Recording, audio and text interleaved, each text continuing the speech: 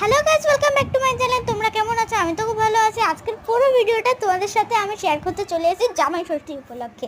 তো তোমরা পুরো ভিডিওটা তোমরা দেখো আর লাইক সাবস্ক্রাইব করবে, যেটা তোমরা করোই না। এখন সকাল সকাল উঠে দাঁত মেজে নিয়েছি জামাই ষষ্ঠীর পরের দিন, মানে আজকে বলে কথা।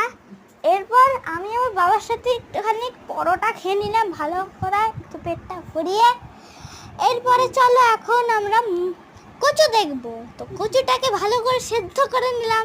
কচুটা তো করতে গেলে সেদ্ধই করতে হবে। তারপরে এই মাছ দেখে সবাই পাগল, এখন মাছ কাটছে। পিসগুলো দেখলে তোমরাও পাগল হয়ে যাবে। এই যে পিস দেখেই নাও, এত এত বড় বড় পিস, মানে কত সুন্দর হবে। তো এখন মাছ ভাজছে আর পাশে কচু, যেটা আমি খাই না, তো জামাইটা খাবে। তো মাছ এগুলো হচ্ছে, আমি মাছের গন্ধে আমি স্নান করতে পালিয়ে গেলাম। তারপরে এখন ভিডিওটা তো শেষ করলাম, টাটা।